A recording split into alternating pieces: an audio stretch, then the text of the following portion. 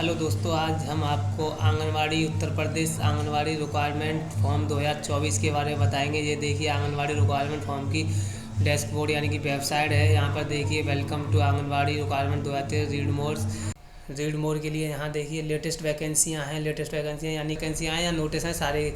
और ये क्या है, जो आंगनवाड़ी की जो वैकेंसियाँ हैं वो डिस्ट्रिक्ट वाइज होंगी, यानी कि हर डिस्ट्रिक्ट का अलग फॉर्म भरा जाएगा, हर डिस्ट्रिक्ट का अलग नोटिफिकेशन होगा, यानी कि हर डिस्ट्रिक्ट का अलग भर्ती विज्ञापन होगा। तो ये चीज़ें हैं। अब देखिए यहाँ मुजफ्फरनगर के लिए लास्ट डेट 1/4/2024 है। शामली के लिए यहाँ देखिए अलग विज्ञापन है और 2/4/2024 है। ऐसे ही यहाँ एटा का भी 1/4/2024 है। ऐसे ही हर जिले के अलग अलग है, यानी कि हर सिटी के डिस्ट्रिक्ट के अलग अलग फॉर्म है। अब यहाँ देखिए हाथरस का भी अलग है और इसकी डेट लास्ट डेट 3/4/2024 है। ऐसे ही आगे चलते हैं तो लखनऊ का यहाँ देखिए लखनऊ का लास्ट डेट 1/4/2024 है। ऐसे ही हम चलते जाएंगे तो यहाँ पर अब यहाँ देखिए प्रतापगढ़ की जो लास्ट डेट है वो 10/4/2024 है। यहाँ देखिए प्रतापगढ़ की जो लास्ट डेट है वो 10/4/2024 है। ऐसे ही अब यहाँ आ जाते हैं सीतापुर की देखिए यहाँ पर सीतापुर की 16/4/2024 है। ऐसे ही मेरठ की यहाँ देखिए मेरठ की 4/4/2016 है।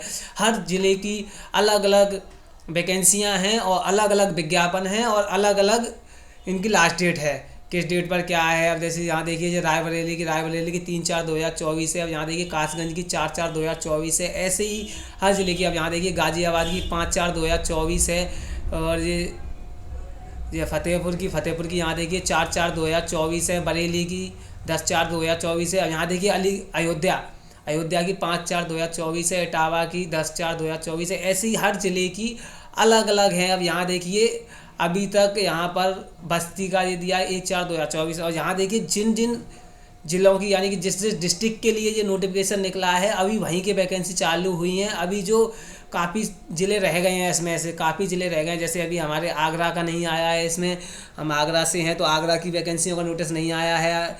तो अब देखिए जिन जिन के लिए यहाँ लास्ट डेट है अलग दे रखा है, विज्ञापन अलग दे रखा है। इसमें मैं आपको एक चीज़ बता देता हूँ।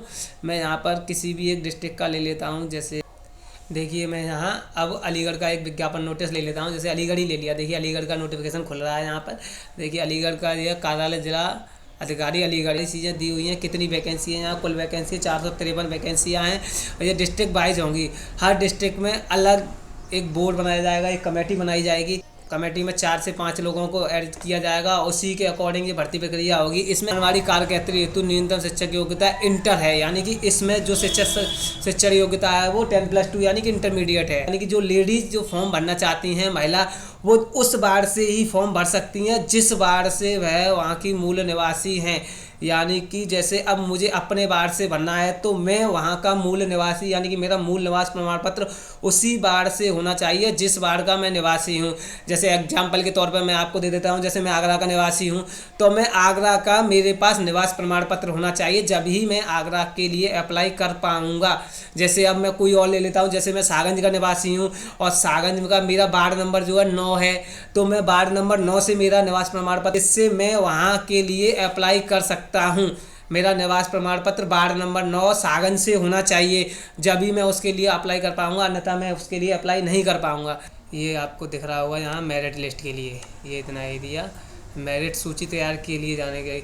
मेरिट सूची के लिए आपको क्या करना है कि जैसे आपके पास जैसे यहाँ इन्होंने दिया हुआ अभ्यर्थी द्वारा प्राप्त अंक प्रतिशत को 10 से विभाजित करने पर जो उत्तर प्राप्त होगा वह उसका अंक माना जाएगा। अर्थात यदि किसी अभ्यर्थी को हाई स्कूल परीक्षा में 45% अंक प्राप्त हुए हैं तो उससे 45/10 करके 4.5 अंक प्राप्त होंगे। इसी प्रकार यदि किसी अभ्यर्थी को 59% अंक प्राप्त हुए हैं तो उन्होंने 59 में भाग 10 का दे दिया तो 9.5 अंक प्राप्त हुए। इसका मैं आपको सीधा बता देता हूँ। अगर आपकी हाई स्कूल में 50% है तो आप उसका सीधे मान लीजिए कि आपके 5 अंक हो गए, क्योंकि आपको सीधे ये जोड़ लेना है कि आपका 50% है तो 50 का 5 हो गया, 60% है तो 60 का 6 हो गया। आगे हम आपको चलते हैं, हम आपको एक फॉर्म भर के बताएंगे। अभी हम आगरा से हैं तो अभी आगरा का तो नहीं ओपन हुआ है, मैं आपको अलीगढ़ के लिए ही कर लेता हूँ। अलीगढ़ में ही हम ओपन कर लेते हैं। मैं यहाँ आपको अलीगढ़ के लिए बारे में ही बता देता हूँ। ये लॉगिन कर लेते हैं, रजिस्ट्रेशन पर आ जाते हैं। यहाँ देखिए हम रजिस्ट्रेशन एप्लीकेशन पे आ गए हैं आंगनबाड़ी लगाने के लिए। अब ये देखिए यहाँ एप्लीकेशन रजिस्ट्रेशन, यानी कि यहाँ देखिए अगर आपका पहले से ईयरली पंजीकरण, आप पहले से पंजीकृत हैं तो यहाँ क्लिक करें। अगर आप पहले से पंजीकृत नहीं है तो आप न्यू एप्लीकेशन पे कर सकते हैं। देखिए यहाँ पर क्या है, यहाँ आवेदक का नाम, हमें आवेदक का नाम डालना है। यहाँ देखिए आवेदक के पिता का नाम डालना है ना। और यहाँ देखिए ज़िला, अब ज़िला मैं आपको यहाँ अपना ज़िला डाल देता हूँ। देखिए यहाँ पर आगरा को तो भी आया नहीं है तो मैं आपको अलीगढ़ से ही बता देता हूँ। देखिए यहाँ अलीगढ़ का है तो फर्स्ट नंबर पर मैंने अलीगढ़ सेलेक्ट कर लिया है। इसके बाद में हमें यहाँ मोबाइल नंबर डालना है, तो हम एग्जांपल के लिए कुछ भी मोबाइल नंबर डाल सकते हैं। आधार नंबर डालने के बाद आपको ईमेल आईडी डालनी है। ईमेल आईडी डालने के बाद कैप्चर पर क्लिक कर देना है। मैं आपको ये सारी चीज़ें फिल करके दिखा देता हूँ।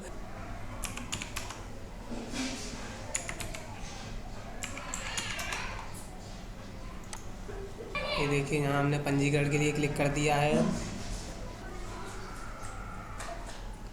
ये यहाँ देखिए इन्होंने सक्सेसफुली OTP सेंड, यानी कि मोबाइल नंबर पर जो OTP आया है वो डालना होगा। अब हमें यहाँ पर, अब देखिए यहाँ पे हमने OTP डाल दिया है। OTP डालने के बाद हम यहाँ पर कैप्चर डाल दिया है। कैप्चर डालने के बाद हम यहाँ पर वेरीफाई पर क्लिक कर दिया है। दोस्तों आपको एक महत्वपूर्ण जानकारी बता दूं, महत्वपूर्ण जानकारी और डॉक्यूमेंट रिक्वायरमेंट, आपके पास हाई स्कूल होना ज़रूरी है, इंटरमीडिएट भी होना ज़रूरी है, और अगर आपके पास स्नातक है तो आप स्नातक की डाल सकते हैं। और आपको आय प्रमाण पत्र, जाति प्रमाण पत्र, निवास प्रमाण पत्र होना ज़रूरी है। ये कंपलसरी डॉक्यूमेंट हैं, इनके बिना आप फॉर्म नहीं भर पाएंगे। और फोटो और सिग्नेचर होना चाहिए आपके पास। अब देखिए यहाँ पर हमने सफलतापूर्वक पंजीकरण कर लिया है। सफलतापूर्वक पंजीकरण होने के बाद यहाँ देखिए नीचे सामने दिख रहा होगा लॉगिन सेक्शन। देखिए अब ये फॉर्म खुल के आ गया है। व्यक्तिगत विवरण 1 भरना है, व्यक्तिगत विवरण 2 शिक्षण योग्यता, अपलोड फोटो या घोषणा पत्र।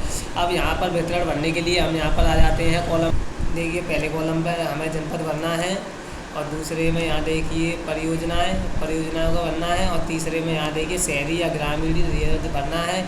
इसके बाद में यहाँ देखिए ग्राम पंचायत या वार्ड संख्या ये भरना है। इसके बाद में न्याय पंचायत का नाम ये भी यहाँ भरना है। इसके बाद में रिक्त आंगनवाड़ी केंद्र का नाम, तो हमें यहाँ पर रिक्त आंगनवाड़ी केंद्र का नाम भर देना है। इसके बाद में आवेदिका का हिंदी में नाम, यहाँ पे आवेदिका का हिंदी में नाम, फिर आवेदिका का इंग्लिश में नाम, पिता का नाम ये फिल करना है। इसके बाद में यहाँ देखिए माता का नाम और पति का नाम, आवेदिका का मोबाइल नंबर, ठीक है। इसके बाद में यहाँ पर जन्म तिथि और वर्ष और माह तिथि ये डालना है। इसके बाद आगे प्रोसीड कर देना। अब आगे प्रोसीड करने के बाद देखिए ये फॉर्म वितरण व्यक्तिगत फर्स्ट भर के तैयार हो गया है। अब इसे अगला कर देंगे, नेक्स्ट अपडेट पे कर देंगे। अपडेट करने के बाद अब व्यक्तिगत वितरण 2 में आ गए हैं। यहाँ देखिए श्रेणी में देखिए सामान्य, अन्य पिछड़ा वर्ग, अनुसूचित जाति जो भी है वो आप डाल दीजिए। इसके बाद में विकल्प में विधवा, तलाकशुदा, अन्य हमें अन्य डालना है। इसके बाद में यहाँ आप देखिए निवास प्रमाण पत्र का क्रमांक और निवास प्रमाण पत्र आवेदन क्रमांक, जाति प्रमाण पत्र क्रमांक और जाति प्रमाण पत्र आवेदन क्रमांक। इसके बाद में यहाँ आय प्रमाण पत्र क्रमांक और आय प्रमाण पत्र आवेदन क्रमांक ये डालना है। इसके बाद में क्या आप BPL श्रेणी में हैं, अगर आप हैं तो यस करिए, नहीं तो नो कर दीजिए। इसके बाद में नेक्स्ट कर दीजिए।